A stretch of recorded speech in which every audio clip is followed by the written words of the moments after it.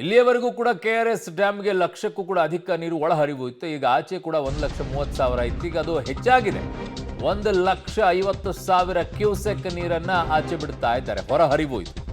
KRS ಡ್ಯಾಮ್ನಿಂದ ಈಗ 1,50,000 cusec ಆಚೆ ಬಿಡುತ್ತಾ ಇದ್ದಾರೆ. ಪ್ರಸಕ್ತ ವರ್ಷದಲ್ಲಿ ಇದೇ ಮೊದಲ ಬಾರಿಗೆ ಇಷ್ಟು ಪ್ರಮಾಣದ ನೀರು ಹೊರಕ್ಕೆ ಹೋಗ್ತಾ ಇರೋದು. ನದಿ ಪಾತ್ರದ ಜನರಿಗೆ ಜಿಲ್ಲಾಡಳಿತ ಎಚ್ಚರಿಕೆಯನ್ನ ನೀಡಿದೆ. ಈಗ ಕಾವೇರಿ ಜಲಾನಯನ ಪ್ರದೇಶದಲ್ಲಿ ಮಳೆ ಅಬ್ಬರ ಹೆಚ್ಚಾಗಿದೆ.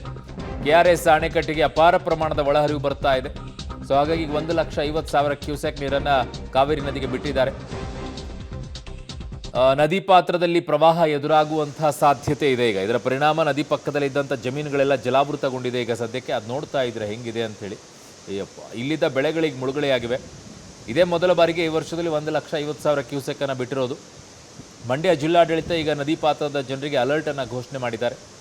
ಜನರು ನದಿ ಪಾತ್ರಕ್ಕೆ ತೆರಳಬಾರದು, ಸುರಕ್ಷಿತ ಸ್ಥಳಕ್ಕೆ ತೆರಳಬೇಕು ಅಂತ ಸೂಚನೆಯನ್ನು ಕೊಟ್ಟಿದ್ದಾರೆ. ಯಾವ ಕಾರಣಕ್ಕೂ ಕೂಡ ಆ ಕಡೆಗೆ ಆ ಕಾರ್ಯ ಮಾಡಕ್ಕೆ ಹೋಗದೆ, ಈ ಕಾರ್ಯ ಮಾಡಕ್ಕೆ ಹೋದೆ ಅಂತೇಳಿ ನದಿ ತೀರಕ್ಕೆಲ್ಲ ಹೋಗಕ್ಕೆ ಹೋಗ್ಬಿಡಿ. ಇನ್ಯಾವುದೋ ಅನಾಹುತವಾಗಿ ನಿಮ್ಮನ್ನು ರಕ್ಷಣೆ ಮಾಡಕ್ಕೆ ಇನ್ಯಾರೋ ಬಂದು ಪಾಪ ಅವರು ಒದ್ದಾಡಬೇಕಾದಂಥ ಪರಿಸ್ಥಿತಿ ನಿರ್ಮಾಣ ಮಾಡಕ್ಕೆ ಹೋಗಬೇಡಿ.